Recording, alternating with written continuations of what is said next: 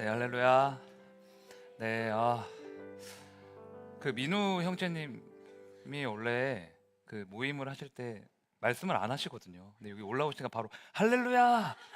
그래서 깜짝 놀랐습니다. 우리 PK 이제 페스터 키즈 이제 목회자분들 자녀분들인데 저희 교회 이제 보니까 한 10분, 11분 이렇게 있으신 거예요. 그래서 사실 제가 좀 강제성으로 한번 했으면 좋겠다. 뒤에서 자꾸 빠져 있지 말고 우리가 어차피 한 공동체 교회로 모였는데 한번 뭐 이렇게 진가를 보여줬으면 좋겠다. 그래서 아주 제대로 보여준 것 같습니다. 그렇죠? 너무 잘했죠? 네, 우리 박수 한번 보내드릴까요? 네, 네. 현민이가 드럼 치시는 거 아셨어요? 네, 다른 데 있구나. 네, 네, 그래서 너무 좋았습니다. 어, 네, 우리 옆에 있는 분들과 이렇게 인사 한번 나누실까요? 당신이 하나님의 선물입니다. 네, 그렇군요. 온라인 상태가 아닌가 보다.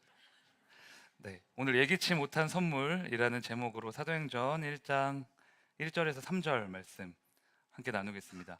제가 한 절, 여러분들 한 절 교독하겠습니다. 그 후에 바울이 아덴을 떠나 고린도에 이르러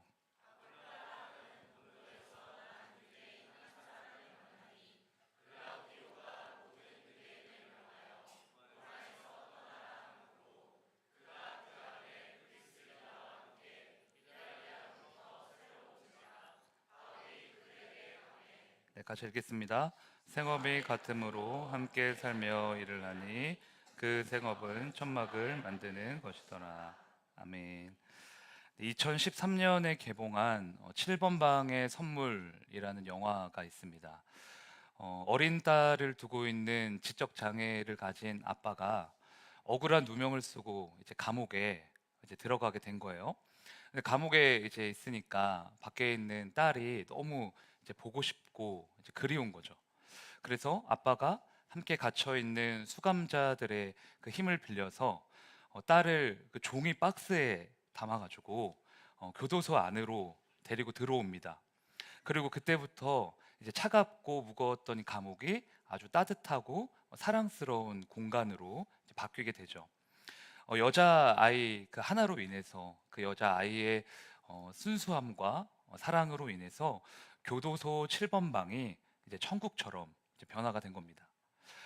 지적 장애를 가진 아빠에게도 그 아이가 큰 선물이었지만 그 아이는 7번 방에 있는 모든 수감자들에게 희망이 되었고 또 사랑이라는 불씨를 지펴주는 원동력이 되었어요. 그때 그 영화를 보면서 느꼈던 게 선물이라는 것은 정말 예기치 못하는 순간에 오는 것이구나.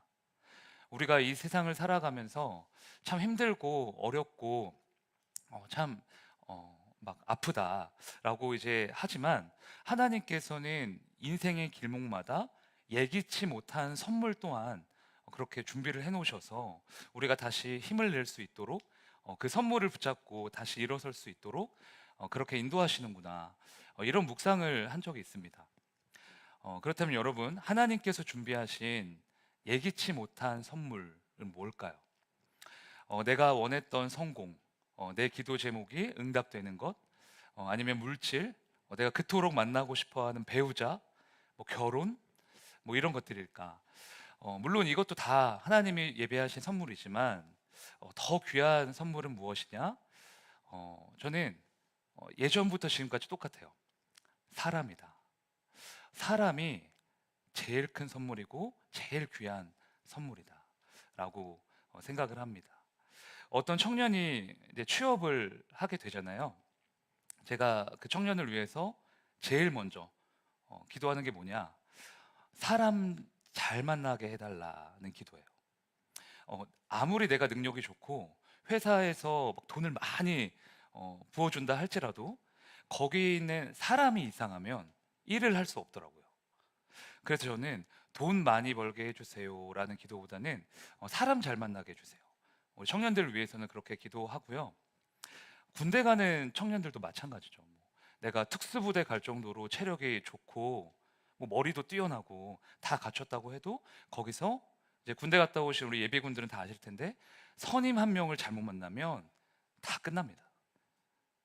그래서 군대 가는 청년들 위해서도 다른 어떤 것보다 사람 잘 만나게 해달라고 축복하고 기도를 합니다.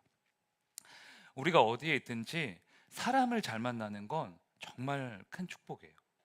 하나님께서는 동역자라는 예기치 못한 선물로 우리를 위로하실 때도 있고요, 끌어주실 때도 있고, 때로는 채찍질 하시고, 때로는 내가 잘못된 길에서 또 돌이킬 수 있도록 그렇게 인도를 하시거든요. 오늘 본문이 기록된 이 사도행전 18장은 사도 바울이 고린도라는 지역에서 복음을 전하는 내용으로 이루어져 있습니다. 고린도에 도착하기 전에 바울의 행적을 살펴보면 바울이 참 힘들었겠다, 어려웠겠다, 그런 생각을 해요. 우리가 계속 함께 살펴봤듯이 빌립보에서는 억울한 누명을 쓰고 감옥에 갇혔었고요, 데살로니가에서는 바울이 유대인에게 쫓겨서 도망치다시피 해서 그 곳을 빠져나왔습니다. 사역은 열심히 하는데 뭔가 열매가 없는 것 같은 느낌? 목숨 걸고 복음 전하면, 믿음으로 나아가면 하나님이 다 평탄하게 해주시고 승리하게 해주시고 그래야 되는데, 그렇기보다는 매일 두드려 맞고 감옥에 갇히고 막 쫓겨다니고 막 실패하는 거예요. 그러니까 이 상태로 바울이 이제 고린도라는 이 지역에 도착을 한 거죠. 고린도에 가보니까 여기는 왜 이렇게 휘황찬란한지, 아덴이라는 도시와는 정반대인 거예요. 온 도시가 시끌시끌하고 화려합니다. 그도 그럴 것이, 고린도는 동서남북이 교차하는 무역로에 위치해 있었거든요. 그러니까 무역, 금융, 상업, 관광업 다 잘 되는 거예요. 그리고 다른 나라와 도시에서 온 관광객들이 워낙 많으니까 숙박업, 유흥업 엄청나게 발전했고, 그러다 보니 성적으로도 굉장히 문란했던 도시가 고린도입니다.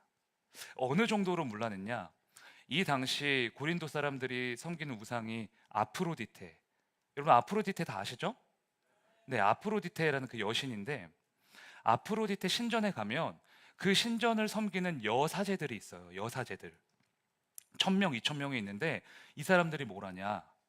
아프로디테를 예배하러 온 사람들이 예배를 드리잖아요. 제사를 드리면 다 끝나고 나서 2부 순서로 단체로 그 여사제들과 성관계를 맺습니다. 그게 아프로디테 신전에서 일어나는 2부 순서였어요. 그러니까 말이 여사제지 몸을 파는 여인들이었던 거죠.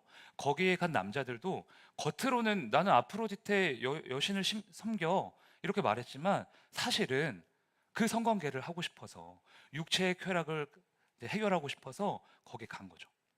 그래서 이 당시 고대 근동에서는 음란하다라는 말을, 너는 고린도 사람 같다, 너는 참 고린도 사람처럼 논다, 이렇게 표현을 하기도 했습니다.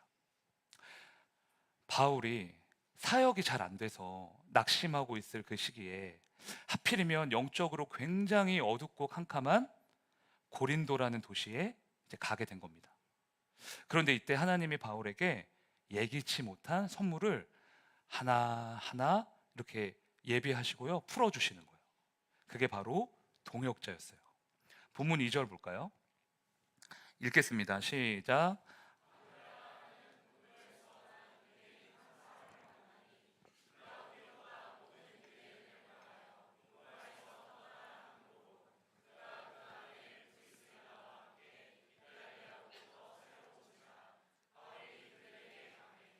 아멘.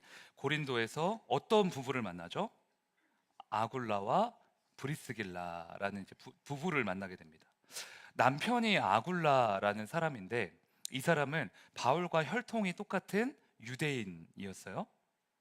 근데 아굴라가 이탈리아로 가서 브리스길라라는 귀족 여인을 이제 만나게 된 겁니다.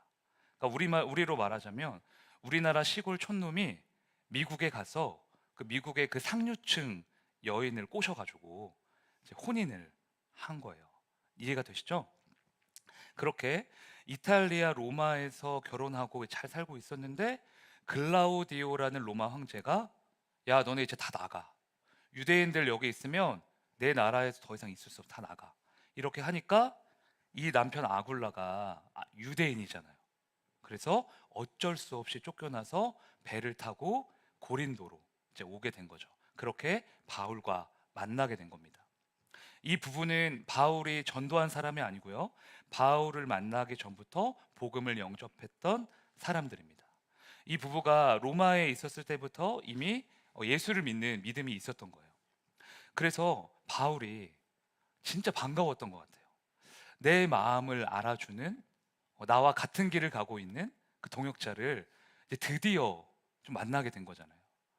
그래서 이들이 어떤 삶을 살아가게 되느냐? 본문 3절입니다. 생업이 같음으로 함께 살며 일을 하니 그 생업은 천막을 만드는 것이더라. 이들은 같이 살면서요 천막을 만들었습니다. 바울이 자비량 선교를 했다는 거 다 아시죠? 자비량 선교. 성경을 보면 바울은 교회로부터 선교 후원을 받기도 했지만 자기 자신이 돈을 벌어서 그 돈으로 이제 생계비와 선교비로 이제 충당하기도 했어요. 그래서 바울의 별명이 텐트 메이커스, 천막을 짓는 사람, 별명입니다. 그런데 마침 이 브리스길라와 아굴라 부부도 천막 짓는 사람들인 거예요. 그래서 같이 살면서 같이 이제 일을 하게 된 거죠. 근데 여러분, 이게 사실 결코 자연스러운 그림은 아닙니다. 3절 다시 한번 보실까요? 3절 같이 읽을까요? 시작. 자, 생업이 같음으로 함께 살며 일을 했다 하는데 이게 원래는 불가능한 일이에요. 잘 생각해 보세요. 생업이 같음으로. 그러니까 생업이 같다는 건 뭘까요?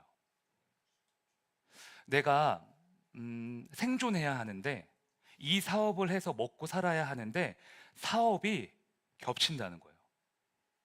그러니까 우리가 여기에 100명이 있다고 칩시다. 그런데 제가 만약 세탁소를 운영해요.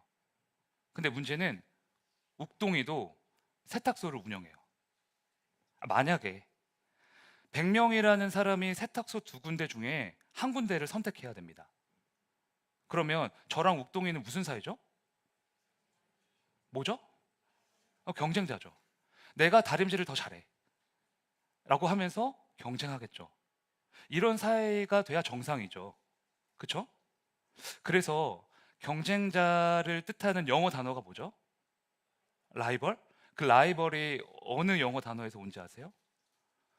리버라는 강에서 왔다고요. 강. 리버. 같은 강물을 마시는 자가 경쟁자다. 강이 다르면 경쟁할 이유가 없어요. 경쟁하는 이유는 같은 강을 사용하고 그 강의 물을 마시기 때문이라는 거예요. 교회에서 찬양팀과 성가대가 싸우는 법은 별로 없어요.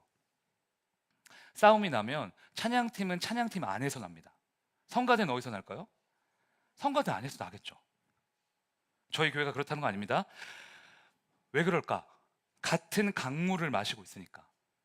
그 안에 있기 때문에 서로 시기하고 질투하고 경쟁하고 싸우는 거예요. 식당에서 봉사하는 권사님들과 여름 성경학교 준비하는 청년들이요 싸우지 않습니다. 그렇죠? 식당의 싸움은 식당 안에서 일어나겠죠. 여름 성경학교 싸움은 어디서 일어나요? 우리 교사들 사이에서, 청년들 사이에서 일어나요. 같은 강물을 마시고 있기 때문에 그 안에서 지지고 볶고 하는 거예요. 여러분, 그런 관점으로 생각을 해보세요. 바울과 이 브리스길라 아굴라 부부가 어떻게 동역할 수 있습니까? 생업이 같음으로 이들은 서로 갈라졌다. 생업이 같음으로 너는 저쪽에서 일하고 나는 이쪽에서 일할게. 이렇게 돼야 맞다는 거죠. 상식적이죠. 그런데 이들이 어떻게 한 팀이 돼서 한 마음으로 같이 동역할 수 있었을까? 어떻게 그렇게 세상과 다른 하나님의 나라를 이룰 수 있었을까? 제가 생각할 때 답은 딱 하나예요. 바울과 브리스길라 아굴라 이 부부는 사람과 동역하기에 앞서서 하나님과 동역하는 사람들이었던 거예요. 하나님 마음을 깨닫고 하나님의 일하심을 이해하면서 하나님이 내게 원하는 게 뭔지, 내가 이 사람과 어떤 관계를 맺어야 하는지 그걸 알고 있었던 거죠. 제가 그래서 결혼을 앞둔 커플들에게는 그러니까 매번 당부합니다. 서로 사랑하는 것보다 더 중요한 건 하나님과 어떤 사랑을 이루는 거죠? 이 삼각형의 사랑을 이루어야 된다. 이거 없으면 둘이 뭐 사랑하고 지지고 볶고봤자 아무 소용없다. 삼각형이 이거예요. 여 위에 하나님이 계십니다. 하나님. 남편이 여기 있고 아내가 여기 있어요. 근데 남편과 아내가 어디를 바라보냐면 서로를 바라보기 전에 하나님을 바라봐요. 하나님.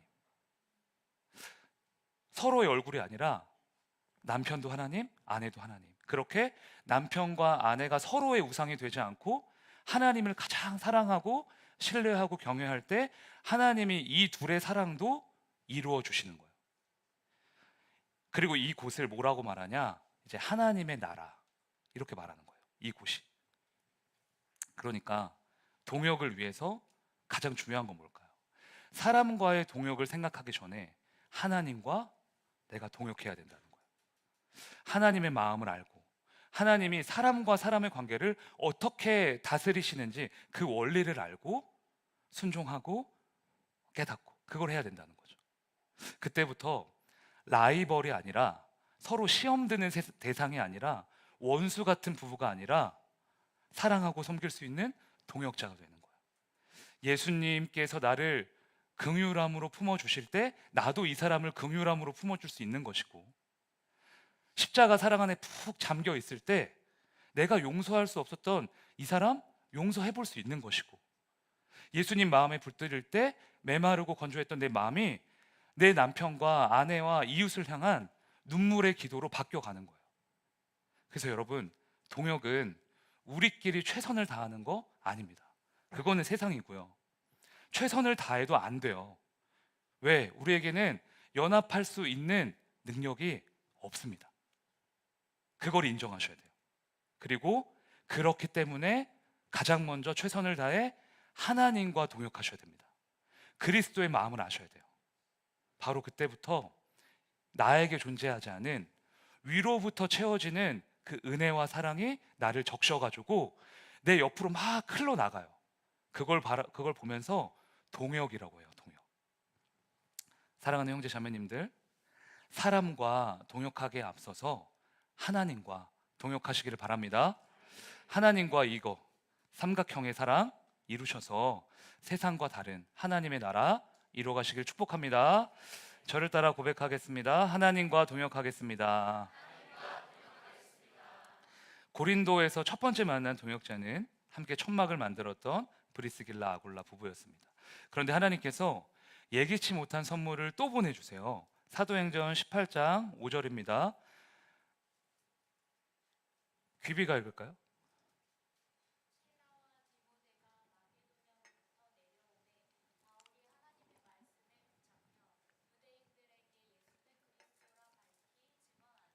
아멘.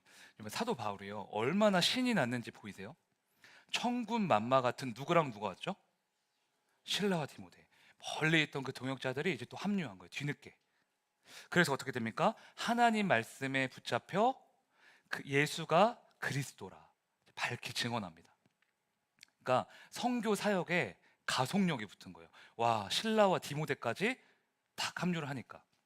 근데 이번에도 어김없이 누가 회방을 놨을까요? 바울이 가는 데마다 회방을 놓던 그 무리들, 유대인들 또 나타나요. 이어지는 6절입니다.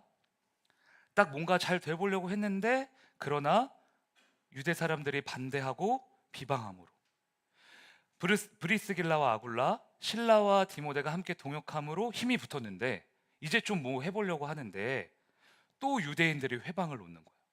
거짓 복음이다. 바울 가짜다. 저거 따라가면 안 된다. 난리를 치는 거죠. 자칫하면 데살로니가 때처럼 또 도망가야 될 위기입니다. 근데 여기서 하나님이요, 또 동역자를 붙여주세요. 7절. 7절 말씀 같이 읽겠습니다. 시작.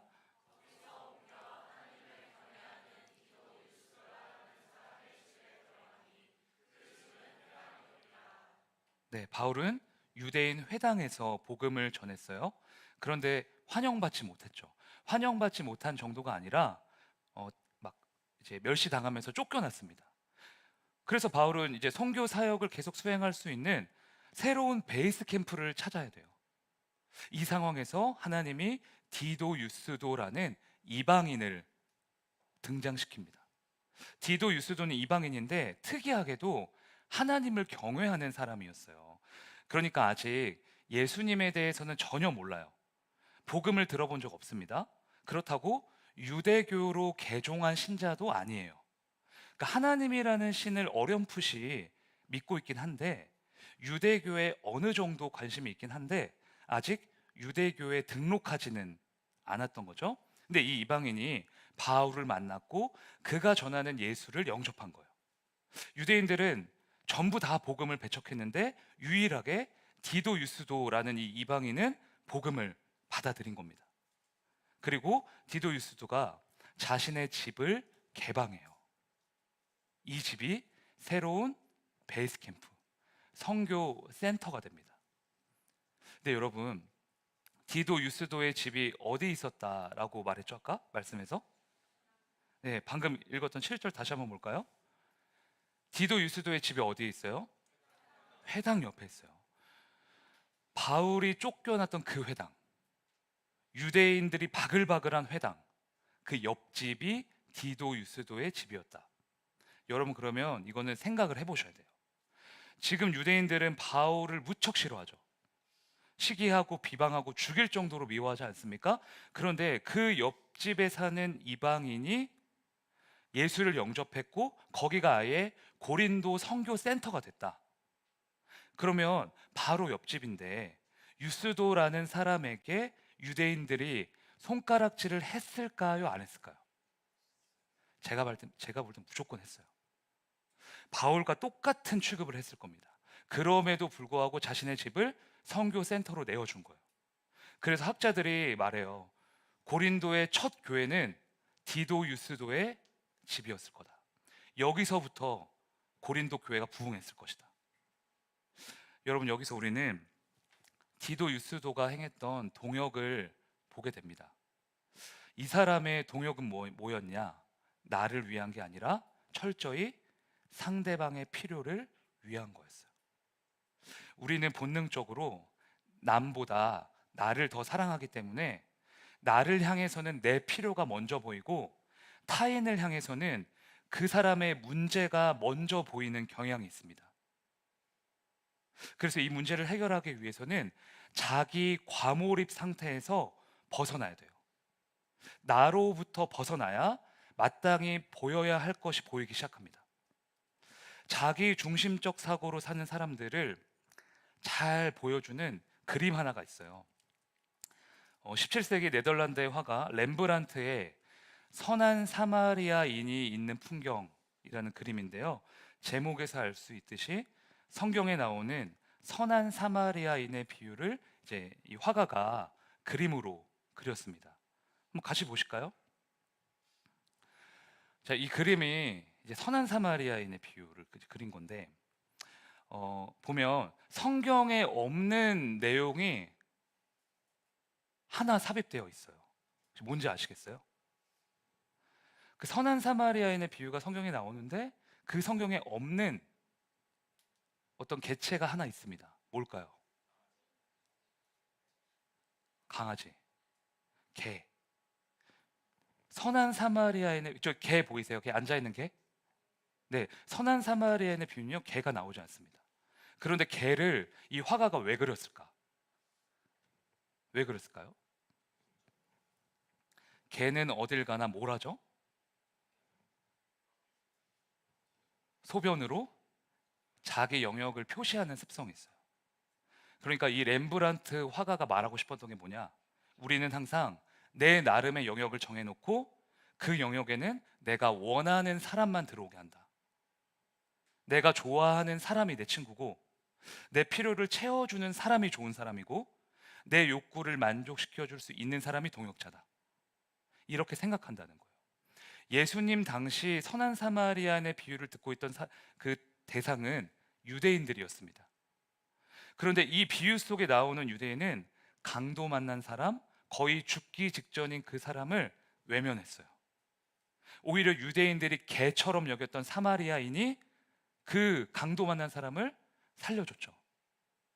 예수님이 이 비유를 쭉 설명하신 다음에 그렇게 질문하세요. 유대인들한테. 누가복음 10장 36, 37절입니다. 성건이가 읽어볼까요?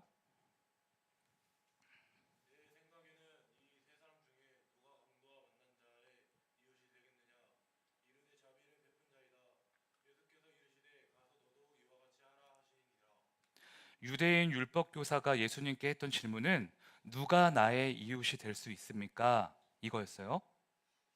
철저히 자기중심적입니다. 누가 내가 정해놓은 이 테두리 안에 들어올 수 있겠냐? 이 자격이 누가 있냐? 이거예요. 그런데 예수님 뭐라고 하시냐? 누가 강도 만난 사람의 이웃이 될 수 있겠냐? 그러니까 강도 만난 사람의 관점에서 말씀을 하십니다. 즉 이웃은 상대방의 필요에 따라 섬기며 낮아지며 나를 내어주며 움직일 수 있는 사람이다 말씀하시는 거죠. 나의 울타리를 다 허물어 놓고 내가 먼저 가서 사랑하고 섬기며 자비를 베풀 수 있다면 그 사람이 다 나의 이웃이다 말씀하시는 거예요. 근데 이 말씀을 듣고 이제 우리 청년분들은 이렇게 반문하실 수도 있어요. 아니 목사님, 그런데 그건 내가 너무 손해보는 거 아닙니까? 아무리 성경 말씀이라고 하지만 내가 꼭 그 사람의 필요를 위해 먼저 섬겨야 될 의무가 있습니까? 서로 어느 정도 거리를 두고 그냥 어느 정도 그냥 대면대면하게 그렇게 살면 되는 거지. 여러분, 이런 반문과 의구심이 있으시다면 여러분은 예수님의 섬김을 잊어버리신 거예요. 잘 모르시거나 잊어버리셨거나 희미해졌거나 이 중에 하나입니다. 예수님은 자신의 필요를 따라 이 땅에 오신 게 아니에요. 오시지 않으셔도 아무 상관없었어요. 그분 자체로 하나님이십니다. 철저히 우리의 필요를 따라, 우리의 죄를 위해, 우리를 살리시기 위해 그래서 오셨고 우리와 함께 하시려고 오신 거예요. 그 섬김을 이미 받았고 그 섬김 때문에 내가 지금도 살아 있습니다. 그 은혜가 나를 살렸습니다. 이렇게 고백하는 존재가 그리스도인입니다. 그런데 그 예수의 길을 따른다고 하는 우리가 내가 꼭 강도 만난 자의 이웃이 될 필요가 있습니까? 반문한다면 주님이 우리를 보시고 얼마나 슬퍼하시겠냐라는 거예요. 이거는 여러분들한테 혼내려고 하는 말이 아니라 교육자분들 다 포함, 저 포함 우리 모두에게 주시는 말씀입니다. 어떤 분들은 교회가 문제라고 말씀하세요. 공동체에 문제가 많다, 사람이 문제다.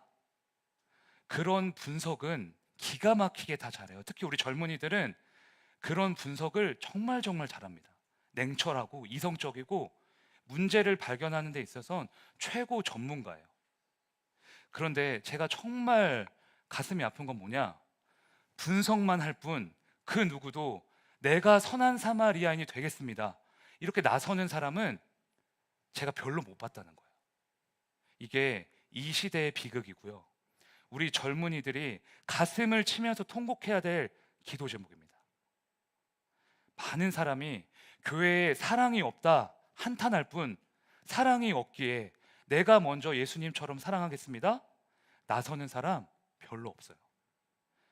여러분, 자기 과몰입 상태에서 벗어나셔야 돼요. 내 필요를 몰라주고 나를 맞춰주지 않으면 그건 사랑도 아니고 잘못된 거야? 왜곡된 시선입니다. 내가 정해놓은 울타리, 내가 그어놓은 선 다 허무셔야 돼요.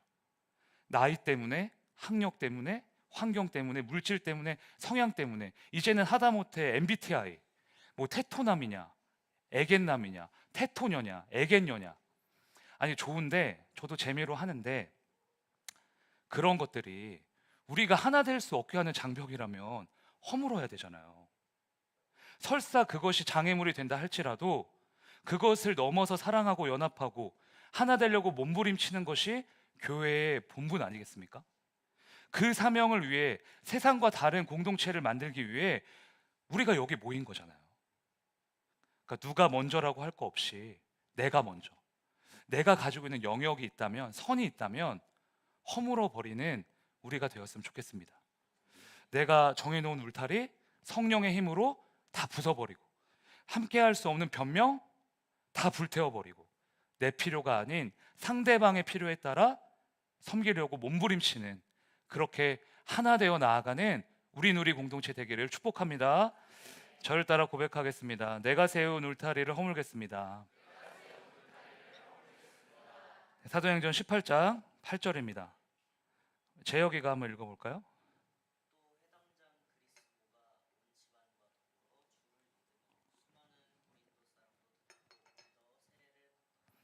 아멘. 브리스길라와 아굴라 부부 첫 번째, 실라와 디모데, 그리고 디도 유스도, 그리고 마지막 동역자로 회당장 그리스보가 등장합니다. 회당장은 누구예요? 유대인 회당의 장, 그러니까 유대인들의 리더. 그러니까 엄청난 일이 일어난 거죠. 유대인들은 바울이 싫다고 막 대적하고 시위하고 있는데 그들의 리더가 예수님을 영접해 버린 거예요. 더 놀라운 건 회당장 그리스보의 식구들, 자녀들이 다 예수 믿고 세례까지 받았다. 그렇게 됐다는 겁니다. 그런데 성경은 이 회당장 그리스보의 온 집안이 주님을 믿었다 이렇게 말하지 않고요. 그리스보가 온 집안과 더불어서 주를 믿었다 이렇게 기록하고 있어요. 다시 볼까요? 또 회당장 그리스보가 온 집안과 어떻게 믿죠? 예, 더불어.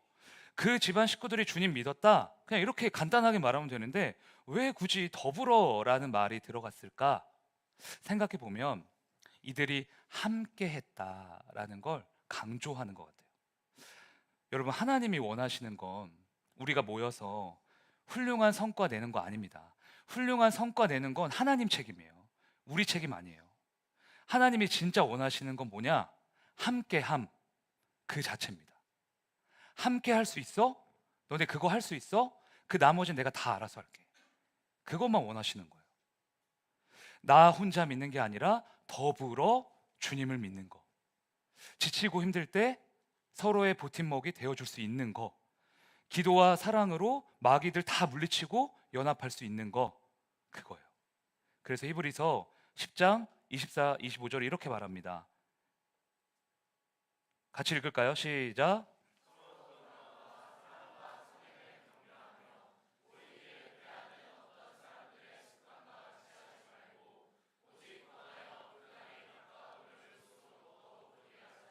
아멘. 모이기를 패하는 것은 세상 사람들의 속성과 습관이래요. 그렇게 하지 말고 서로 권면하면서 천국 가는 그날까지 함께 걸어가야 한다는 겁니다. 그러니까 어떻게 걸어야 되냐? 서로 돌아보아 뭐와 뭐를 하면서요? 사랑과 선행을 뭐 하면서? 격려하면서. 그게 우리가, 그 동역자가 해야 될 역할이라는 겁니다. 여러분, 오늘 청년분들 어디 가시는지 아시죠? 네, 맛있는 뷔페 고메스퀘어, 네, 새로 생긴 뷔페인 것 같은데요. 네, 이 뷔페를 섬겨주시는 분 누군지 아세요? 절까요? 교회 재정에서? 아니에요. 권사님, 집사님들이 자발적으로, 제가 뭐 시킨 것도 아니고 제가 시켜서 될 일도 아니고 여기 계신 그 뒤에 계신 집사님들 포함해서 이 집사님들, 권사님들이 여러분들 여름 사역하느라 너무 고생했다. 그거에 너무 감동받았다. 그래서 조금씩 십시일반 하셔서 모아가지고 큰 돈을 주셨어요. 큰 돈. 그래서 우리가 다 같이 가서 뷔페 가서 먹을 수 있을 정도. 근데 사실 그렇잖아요. 그냥 그러니까 어른들 입장에서는 야, 너네 잘했다, 고생했다 이렇게 지나가면 되잖아요. 근데 왜 그렇게 이런 표현을 하실까? 왜 이렇게 물질을 주시면서까지 하실까? 저는 그런 마음을 느꼈어요. 교회 이 어른들이 청년들을 격려하고 싶으시구나. 너네 너무 잘했어. 이거 말로만 하는 게 아니라 표현하고 싶으시구나. 얼마나 우리가 너희를 아끼는지. 보이지 않는 곳에서 기도로, 마음으로, 물질로 우리와 동역하고 계시는구나. 이거 알려주시려고. 그래서 그렇게 찬조해 주시지 않았나. 여러분, 때로는 괜찮아 이 한마디가 엄청난 위로가 돼요. 이 격려가. 지금까지 충분했어. 괜찮아. 더 이상 뭐 안 해도 돼. 이 한마디가 사람을 살립니다. 이 격려, 이 권면 옆에 있는 분들한테, 가족분들한테 언제 해보셨어요? 우리 셀장님들, 셀원들한테 언제 해보셨습니까? 셀원들은 셀장님들한테 언제 해보셨어요? 괜찮습니다. 지금까지 충분히 잘했습니다. 더 이상 뭘 하지 않아도 괜찮습니다. 안 해보셨다면 해보셔야 돼요. 사랑과 선행으로 서로를 격려하며 서로 돌아보아. 이게 동역입니다. 거기서 동역이 시작돼요. 옆 사람 보시고 격려 한번 해볼까요? 지금까지도 충분했어. 그대로 있어도 괜찮아. 넌 나의 선물이야. 네, 억지로 하시는 거 아니시죠? 네, 격려와 사랑으로 서로를 돌보며 하나 되는 저희 우리누리 공동체 되기를 축복합니다. 네, 저를 따라 고백하겠습니다. 서로 돌아보아 격려하겠습니다. 네, 오늘은 슬픈 찬양 아니고요. 신나는 이 시간 너의 맘속에 부르시면서 서로 마음껏 축복하며 우리 찬양하겠습니다.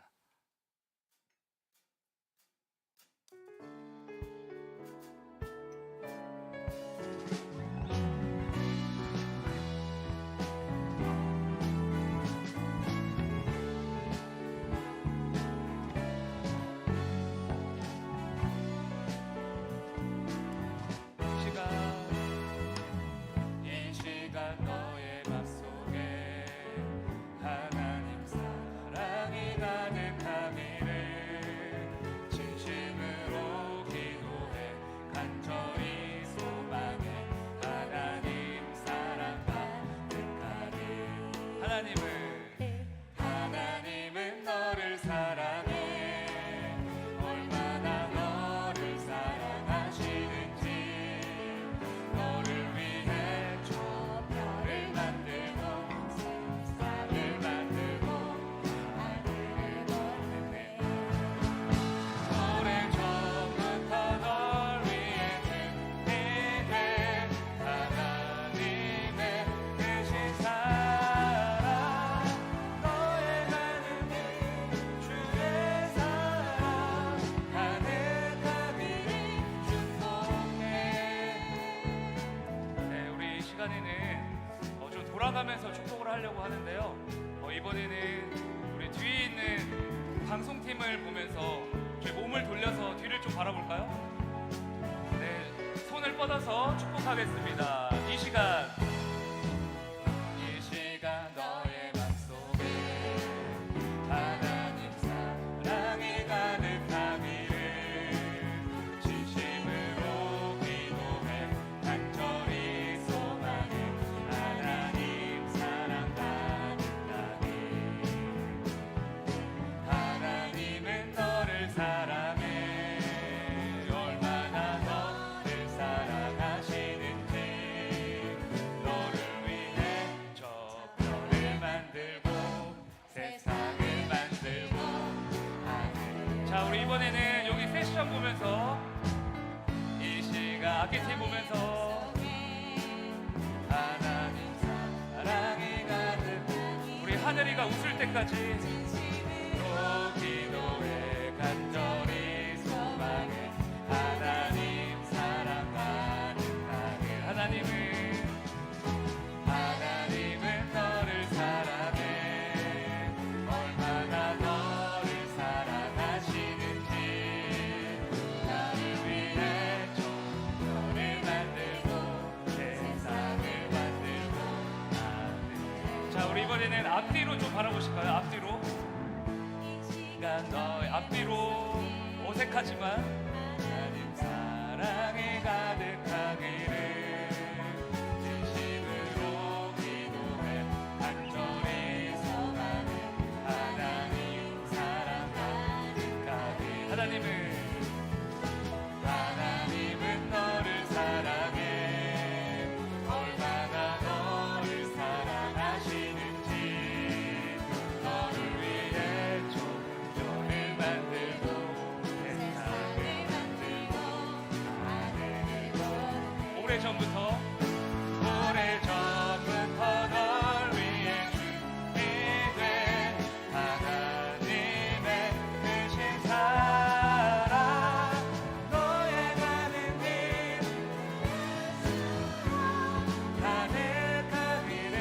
가득하기를 축복해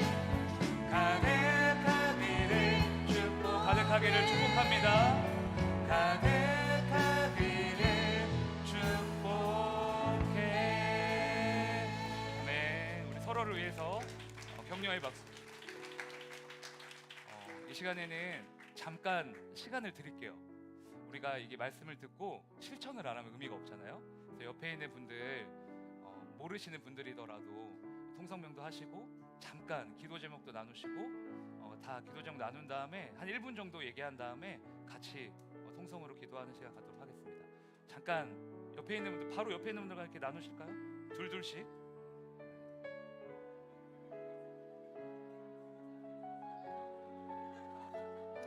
혹시 짝이 없는 분들 있으면 뒤에 있는 분들이 좀 와서 채워주세요.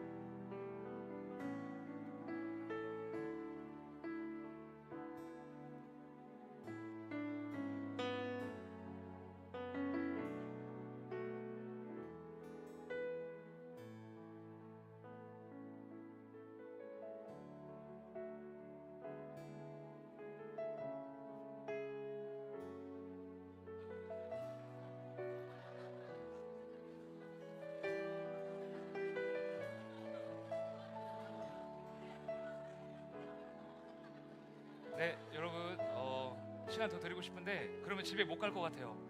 우리 뷔페 가야 되는데 못 가니까 그럼 안 되고 이따가 더 나누시고요. 오늘 그냥 지금 들은 것만 해서 서로를 위해서 잠깐 기도하는 시간 갖도록 하겠습니다. 이번 기도할 때는 나 말고 내 옆에 있는 사람, 우리 교회, 우리 공동체 위해서 좀 기도해 주셨으면 좋겠어요. 하나님 아버지, 내 옆에 있는 이 사람이 주님이 보내주신 선물인 줄 믿습니다. 하나님, 그것을 몰랐고 망각했고 잊어버리고 살았음에 하나님, 우리의 이 완악함을 용서하여 주시옵소서. 하나님, 내가 세운 울타리 허물어 주시고 서로 돌아보아 격려함으로 이 땅에 하나님의 나라 이뤄갈 수 있는 우리 누리 공동체 되게 하여 주시옵소서. 시간 주님의 이름 부르짖고 함께 기도합시다. 주여.